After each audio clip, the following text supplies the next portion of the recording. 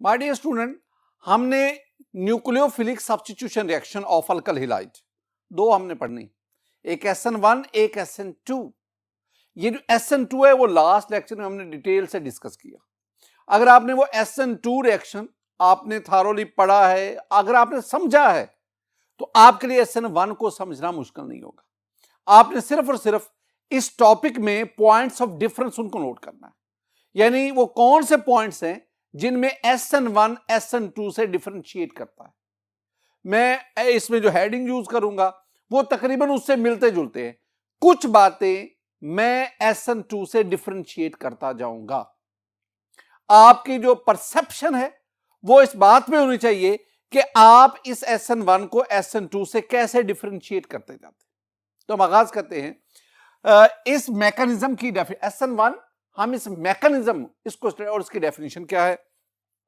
Definition student, the nucleophilic substitution reaction mechanism SN1 in which breaking of CX bond, carbon halogen bond की breaking and formation of CNU bond, carbon nucleophile की formation. दो काम होते हैं, CX bond टूटता है, CNU bond बनता है। अगर ये दोनों processes occur one after the other in two different steps, अगर ये दोनों प्रोसेसेस, कौन कौन से process, for breaking of CX bond and formation of CNU bond, अगर ये दोनों काम दो मुख्तलिफ स्टेप्स में हो, one after the other, the reaction is called SN1। लेकिन अगर ये दोनों काम साइमल्टेनियसली एक ही स्टेप में हो, that the reaction is SN2। SN2 में हम क्या पढ़ के आए हैं कि ये जो दोनों है, यानी breaking of CX bond, formation of CNU bond, ये दोनों काम साइमल्टेनियसली सिंगल स्टेप में होते हैं। ये हमने SN2 में पढ़ा। और SN1 में हम क्या पढ़ रहे हैं कि ये दोनों काम दो स्टेप्स में होते हैं, वन आफ्टर द अदर। ये बुनियादी फर्क है। यानी असल फर्क क्या हुआ? असल फर्क है कि CX बॉन्ड की ब्रेकिंग, CNU बॉन्ड की फॉर्मेशन, इन दोनों की टाइमिंग का फर्क है। Timing. My dear student, example पे आ जाओ। मैं रिएक्शन की एग्जांपल, ये मेरे पास एक alkyl halide, this one is tertiary butyl chloride. This one is, my dear student, this one is tertiary butyl chloride. It should be kept in mind that this one is tertiary alkyl halide.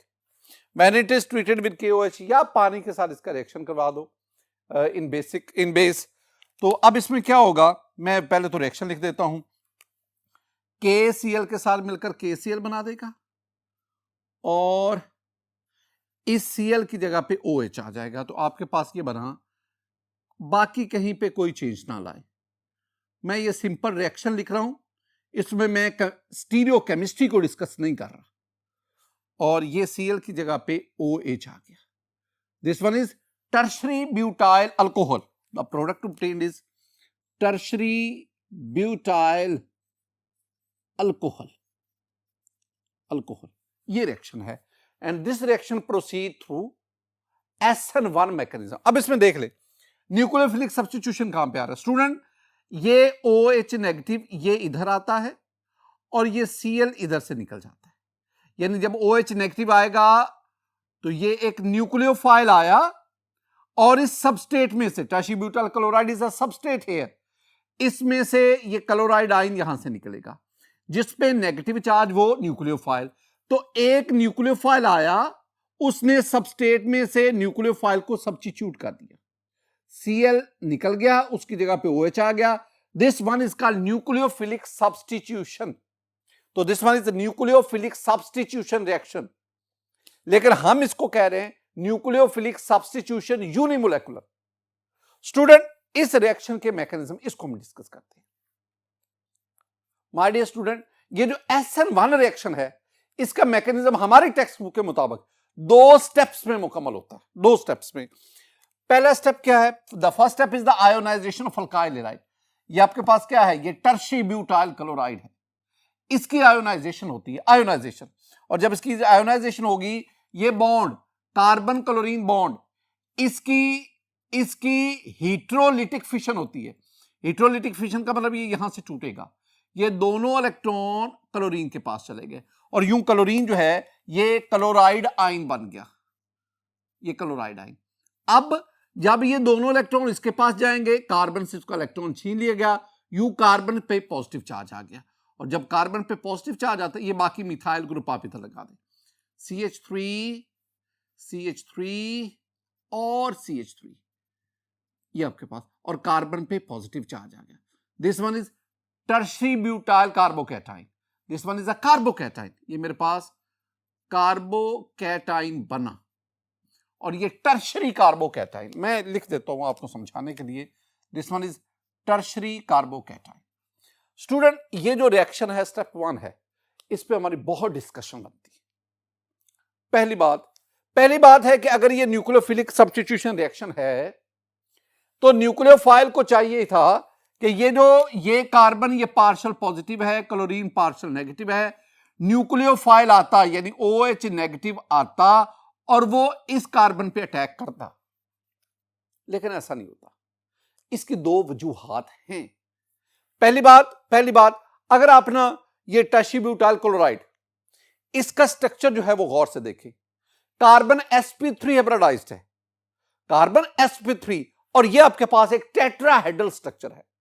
Carbon के साथ 3 methyl group हैं and methyl group is a bulky group, जिसकी वजह से ये बल्की group जो carbon के गिर्द मौजूद हैं, ये बल्की ग्रुप न्यूक्लियोफिलिक अटैक के रास्ते में रुकावट पैदा करते हैं, जिसे हम कहते हैं steric hindrance.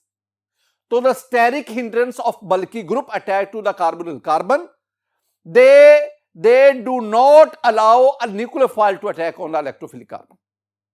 This one is called a steric hindrance. एक और भी बात, माय डियर स्टूडेंट, ये जो कार्बन है ना, इस पे पार्शियल पॉजिटिव चार्ज है, और ये पार्शियल पॉजिटिव चार्ज को बहुत ज्यादा नहीं है। इसका मतलब क्या हुआ कि इस कार्बन का इलेक्ट्रोफिलिक करैक्टर बहुत कम है। क्यों कम है? इस कार्बन के साथ ना ये 3 अल्काइल ग्रुप लगे हुए हैं। माय डियर स्टूडेंट, याद रखना, बहुत इंपॉर्टेंट 2 लफ्ज आपको बताने जा रहा हूं। ये जो अल्काइल ग्रुप्स है ना, ये इस कार्बन को इलेक्ट्रॉन डोनेट करते हैं। ये जो इलेक्ट्रॉन देते हैं, ये 2 तरह से देते हैं। एक, इसको इंडक्टिव इफेक्ट क्या है? Donation of electron through sigma bond. ये इंडक्टिव इफेक्ट के जरिए ये अल्काइल ग्रुप इस कार्बन को इलेक्ट्रॉन देते हैं।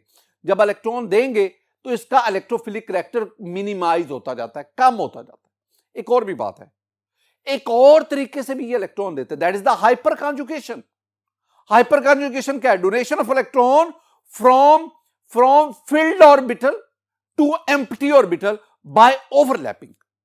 जैसे कि ये मेरे पास इथाइल कार्बोकैटाइन है, इसमें इस कार्बन, ये जिसके ऊपर पॉजिटिव चार्ज का 2 हाइड्रोजन है, लेकिन इसका एक ही ऑर्बिटल जो ये एम्प्टी ऑर्बिटल है, क्योंकि ये sp2 हाइब्रिडाइज्ड है। अच्छा, इसके साथ ये मिथाइल ग्रुप लगा हुआ है। ये जो कार्बन है मिथाइल ग्रुप का कार्बन, ये sp3 हाइब्रिडाइज्ड है। इसके ये जो सारे के सारे बॉन्ड, इनमें इलेक्ट्रॉनिकली ये फील्ड ऑर्बिटल है। अब क्या होगा, ये जो sp3 जो फील्ड ऑर्बिटल है, ये sp2 को ओवरलैपिंग के जरिए, this one is called hyper conjugation, this donation of electron. इसका मतलब क्या हुआ?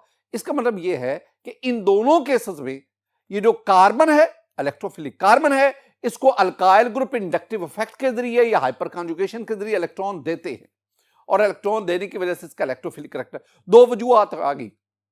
टर्शी ब्यूटाइल क्लोराइड पर न्यूक्लियोफाइल अटैक क्यों नहीं करता? इसके 2 रीजंस हैं। Number 1, steric hindrance of the alkyl group attack to the electrophilic carbon, and number 2, poor electrophilic character of the carbon. अब फिर क्या है? अब ये जो इलेक्ट्रोफिलिक कार्बन है ना, ये इस न्यूक्लियोफाइल के साथ OH नेगेटिव न्यूक्लियोफाइल के साथ बॉन्ड बनाना भी चाहता है, यहां पे बना भी नहीं सकता। फिर क्या करता है? ये जो कार्बन है, ये इस न्यूक्लियोफाइल को कहता है कि मैं कोई ना कोई गुंजाइश निकालता हूं, और उस गुंजाइश निकालने में मैं क्या करेगा कि ये कार्बन अपनी हाइब्रिडाइजेशन चेंज करेगा। कार्बन क्लोरीन बॉन्ड हेटेरोलिटिकली यहां से टूटेगा, जब टूटेगा तो आपके पास ये कार्बोकैटाइन बनेगा।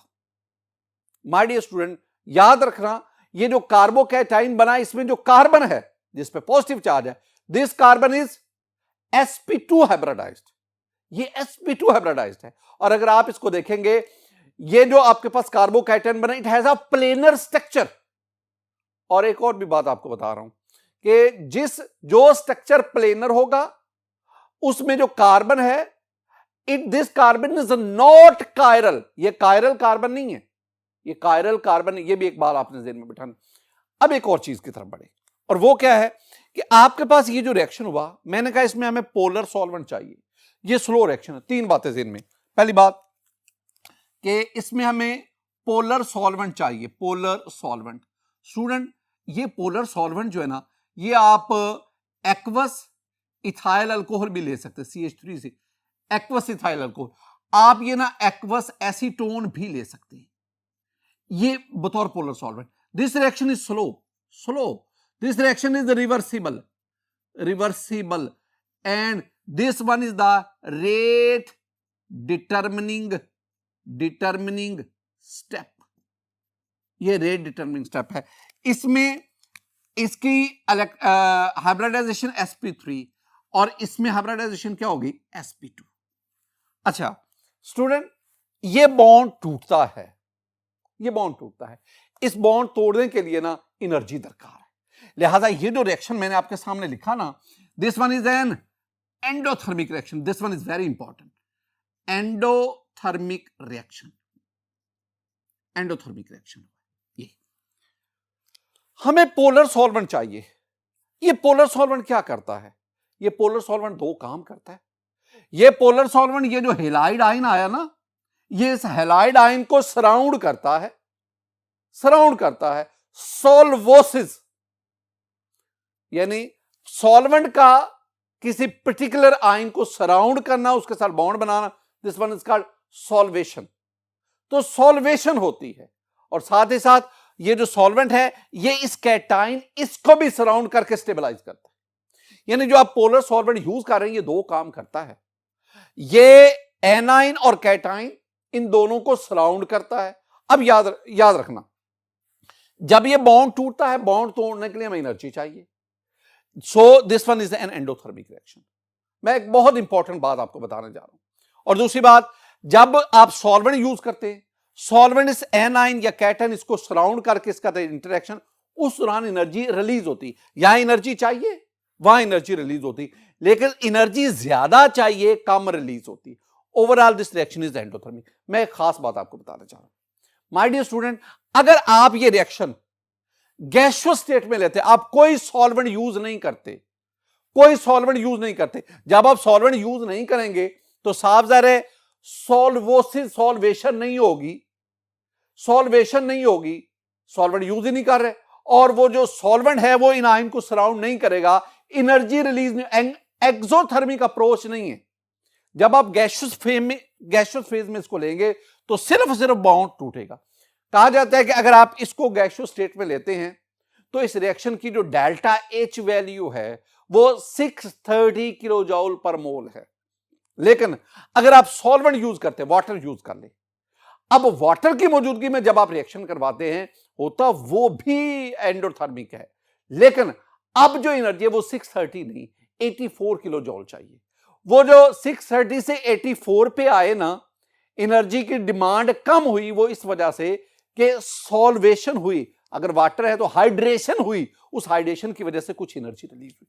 Overall this one is the endothermic reaction. ये स्लो है, और स्लो होने की वजह से this one is the rate determining, और इस स्टेप में सिर्फ और सिर्फ अल्काइल हैलाइड इन्वॉल्व है। This one is the first step. यहां तक स्टूडेंट, अब दूसरा स्टेप आ गया। दूसरे स्टेप में आपके पास ये कार्बोकैटायन आया, मैंने लिख लिया, this carbocation is planar, carbon पर पॉजिटिव चार्ज है। पॉजिटिव चार्ज का मतलब है now the carbon has strong electrophilic character. इसमें पुअर था, लेकिन अब ये पॉजिटिव चार्ज फुल होने की वजह से now this one is the strong electrophilic character, positive. अब इस पे ये न्यूक्लियोफाइल जो है वो अटैक करेगा। जब न्यूक्लियोफाइल अटैक करेगा, आई मीन न्यूक्लियोफाइल कार्बन के साथ बॉन्ड बनाएगा, तो ये कार्बन, ये वाला 3 इसके साथ मिथाइल ग्रुप है, और ये OH इधर आ गया, ये OH इधर आ गया। ये तो मैंने सिंपल, ये आपके पास प्रोडक्ट बना alcohol, and this reaction is fast, ये रेट डिटरमिनिंग स्टेप है जिसमें आपके पास अल्काइल हैलाइड इन्वॉल्व था, यहां न्यूक्लियोफाइल नहीं है। ये आपके पास फास्ट स्टेप है, इसमें आपके पास न्यूक्लियोफाइल इन्वॉल्व है और कार्बोकैटायन इन्वॉल्व। अब कुछ बातें स्टूडेंट हम डिस्कस करते जाते हैं, और वो क्या है, मैं इस रिएक्शन की ना आपको एनर्जी डायग्राम वो आपके साथ डिस्कस करना चाहता हूं। माय डियर स्टूडेंट, ये मेरे पास SN1 रिएक्शन, उसकी एनर्जी डायग्राम है। इसमें आप देखेंगे ना स्टूडेंट, आपके पास ना दो पीक्स आ रही, मैं ये दो स्टेप वाले रिएक्शन की बात, दो पीक्स आ रही है। ये जो दो पीक्स है ना, ये दो पीक्स हमें यहां पे दो ट्रांजिशन स्टेट उसका पता देती है। इन दोनों पीक्स के दरमियान ये खलीज है, ये दरमियान वाली जगह है, यहां पे आपके पास इंटरमीडिएट बना, और इस केस में वो इंटरमीडिएट कौन सा है, वो आपके पास कार्बोकैटायन है। तो कार्बोकैटायन यहां पे, और ये आपके पास प्रोडक्ट बना। अब चूंकि ये पहला, अगर आप देखेंगे ना, पहली पीक उसकी हाइट दूसरी से ज्यादा है, इसका मतलब है ये जो पहला रिएक्शन है this one is highly endothermic. दूसरा रिएक्शन वो एक्सोथर्मिक है, और वो एक्सोथर्मिक ही होना चाहिए, उसमें तो जस्ट आयंस की आपस में बॉन्ड फॉर्मेशन हो रही है, और बॉन्ड बनने के दौरान आपको बताया कि एनर्जी रिलीज होती। तो दूसरा स्टेप एक्सोथर्मिक, पहला स्टेप एंडोथर्मिक, और इसमें आपके पास दो ट्रांजिशन स्टेट हैं और बीच में ये आपके पास इंटरमीडिएट बना। माय डियर स्टूडेंट, आप एक काम करें, वैसे मैं आपके लिए डिस्कस कर रहा हूं, अगर आप ये SN2 उसकी ये एनर्जी प्रोफाइल ले ले, डायग्राम जो है, और ये आपके पास SN1 की है। अब दोनों में देखें, दोनों में अगर आप देखेंगे, ऊपर वाला जो है वो सिंगल स्टेप रिएक्शन है, नीचे वाला ये 2 स्टेप रिएक्शन है। ऊपर वाले में कोई रिएक्शन इंटरमीडिएट इन्वॉल्व नहीं, नीचे वाले में carbocation act as reaction intermediate, ऊपर वाले में एक ट्रांजिशन स्टेट, नीचे वाले में दो ट्रांजिशन। मैंने आपके एक दोबारा बात कर रहा हूं, कार्बोकैटायन ये और चीज होती है, ट्रांजिशन स्टेट और चीज होती है। You can't isolate transition state from the reaction mixture, that is highly unstable, उसकी लाइफ भी बहुत कम होती है। हां, you can isolate transition carbocation from the reaction, इसको आप आइसोलेट कर, ये कंपैरेटिवली स्टेबल होता है। तो ट्रांजिशन स्टेट और बात है, और ये कार्बोकैटायन यानी रिएक्शन इंटरमीडिएट ये और चीज है। अब दोनों को मिक्स नहीं करेंगे। माय डियर स्टूडेंट, ये था मेरे पास मैकेनिज्म। अब कुछ ना, जितनी मैंने बातें की है ना, ये आगे मैं हेडिंग के साथ इनको मजीद रिफाइन करता जाता हूं। पहली बात, चेंज इन हाइब्रिडाइजेशन। अब देखो, इसमें हाइब्रिडाइजेशन sp3, इसमें जाके क्या होगी sp2, ये sp2 है, और अगेन जब आपके पास प्रोडक्ट बनेगा उसमें हाइब्रिडाइजेशन दोबारा क्या हो जाएगी sp3, यानी इसमें भी हाइब्रिडाइजेशन चेंज वही है, sp3 sp2 इन कार्बोकैटायन, और again you have the sp3, ये चेंज इन हाइब्रिडाइजेशन। स्टूडेंट, इससे अगले जो है ना हेडिंग उनकी तरफ बढ़ते हैं। माय डियर स्टूडेंट, अब हमारे पास हेडिंग है direction of attack. Direction of attack यानी जो पहला स्टेप है उसमें आपके पास अल्काइल हैलाइड, इससे halide ion carbon hydrogen bond break हुआ, कार्बोकैटायन बना। अब ये जो कार्बोकैटायन बनता है ना, इस पर न्यूक्लियोफाइल अटैक करता है, किस डायरेक्शन से, ये हमारा हेडिंग है। पहले कार्बोकैटायन इज एन इंटरमीडिएट, हमने पढ़ा है कि कार्बोकैटायन इस रिएक्शन में SN1 में कार्बोकैटायन एक इंटरमीडिएट है। Student, this one is the carbocation. Carbocation एक ट्राइगोनल प्लेनर स्ट्रक्चर रखता है, planar. This one is a chiral and it gives us racemic mixture. Racemic mixture, ये नया लफ्ज आपको दे रहा हूं, रेसमिक मिक्सचर क्या होगा ये अभी मैं डिस्कस करूंगा। माय डियर स्टूडेंट, इस कार्बन पर पॉजिटिव चार्ज है। अच्छा, अब ये nucleophile OH negative is the nucleophile, वो इधर से भी अटैक कर सकता है, ऊपर से भी। न्यूक्लियोफाइल इधर नीचे से भी अटैक कर सकता है, यानी इट अलाउज, इट्स मुराद है कार्बोकैटायन अलाउ करता है nucleophile to attack on it from both the direction with equal ease, यानी जितने ऊपर से उतने ही नीचे से अटैक करने के चांसेस है। एक्चुअली अगर मैं इसको ना एक और शक्ल में आपको दिखाऊं, पहले तो आप देख लेना, अगर इधर से अटैक करेगा तो आपके पास ये प्रोडक्ट बना, ये प्रोडक्ट अगर इधर से अटैक करता है तो कार्बन, एक मैथल, दूसरा मैथल, तीसरा मैथल, 3 मैथल आ गए, सिस्टीन मेथल और इधर आपके पास OH आ गया, ये वाला। और अगर इधर से अटैक होगा कार्बन, ये मेथल, ये दूसरा और ये तीसरा, CH3 CH3 CH3 और OH बना। यानी आपके पास जो प्रोडक्ट बनता है अकॉर्डिंग टू आवर बुक, हमारे पास जो प्रोडक्ट बनता है उसमें 50% ये वाला और 50% ये वाला। हम दो टर्म्स इस्तेमाल करते हैं, एक इन्वर्जन, एक रिटेंशन। दो अल्फाज, एक है इन्वर्जन, इन्वर्जन, और दूसरा लफ्ज मैंने क्या बोला, रिटेंशन, रिटेंशन। इन्वर्जन का लफ्ज इन्वर्ट से आया और इन्वर्ट का मतलब हुआ उलटना, चेंज कर देना। रिटेंशन का मतलब ये रिटेन से आया और रिटेन का मतलब क्या है, बरकरार रखना, बरकरार रखना। ये दो उसके। एक होती है इन्वर्जन ऑफ कॉन्फ़िगरेशन, कॉन्फ़िगरेशन यानी प्रोडक्ट में अरेंजमेंट जो है वो रिएक्टेंट से बिल्कुल उलट गई। अब रिएक्टेंट देखें, स्टूडेंट इधर देखें, रिएक्टेंट अगर आप देखेंगे ना, ये कार्बन आपके पास, ये जो है हैलोजन इधर है और ये तीनों अल्काइल ग्रुप दूसरी तरफ है। यानी आपके पास हैलोजन इधर, ये हैलोजन इधर था, अब उसकी जगह OH आ गया और तीनों अल्काइल ग्रुप इधर है लेफ्ट साइड पे।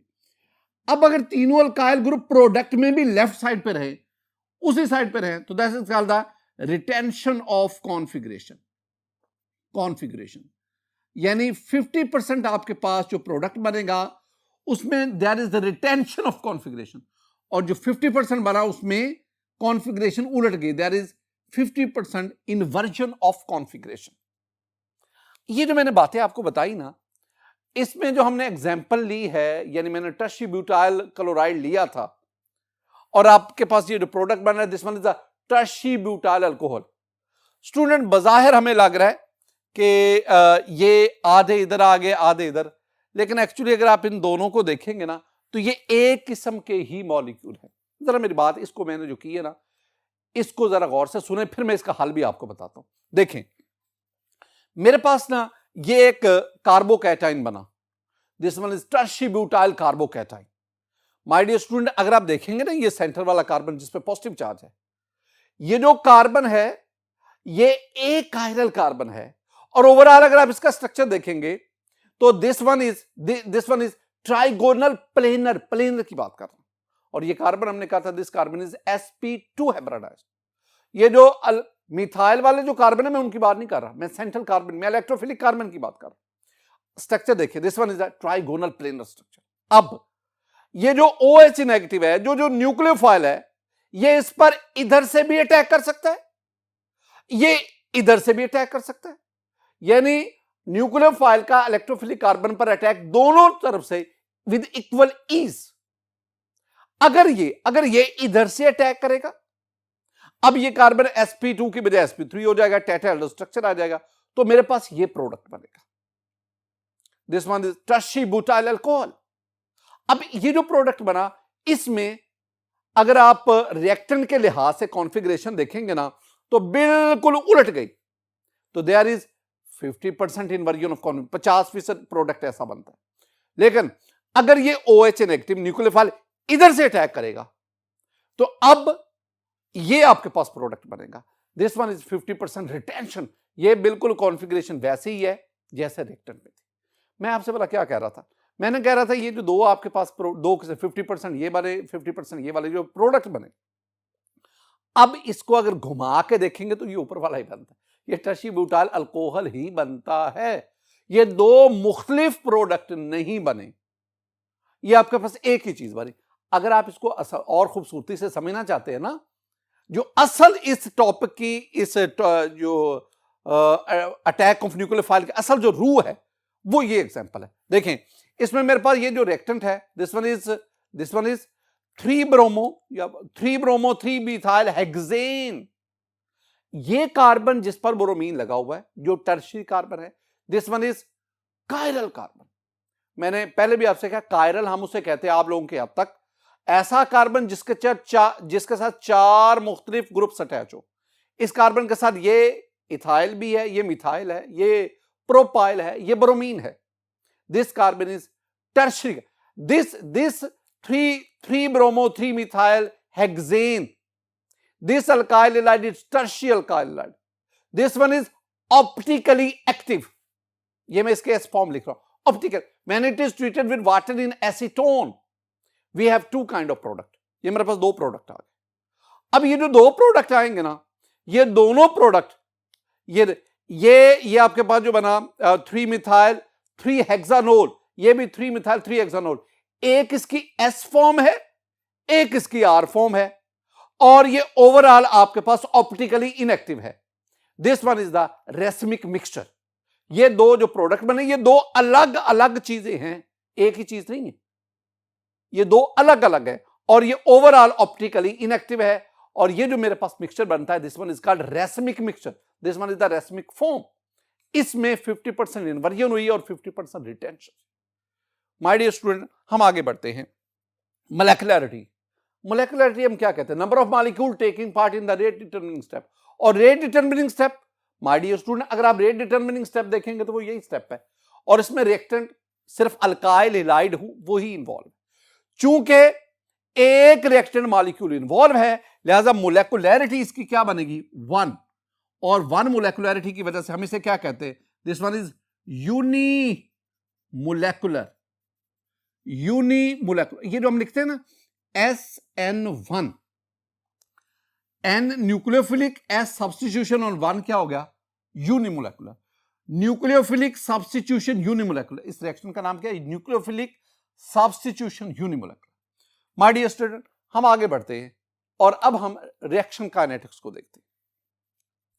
रिएक्शन काइनेटिक्स में you have to perform the experiment, और एक्सपेरिमेंट का जो रिजल्ट आएगा उस डेटा की मदद से आप, अब एक्सपेरिमेंटल डेटा हमें क्या बताता है? हमें बताता है कि इस रिएक्शन में, SN1 रिएक्शन में जो रेट है that depends upon the concentration of alkyl halide. Alkyl halide की कंसंट्रेशन जितने गुना बढ़ाओ, रेट ऑफ रिएक्शन उतने गुना बढ़ता है।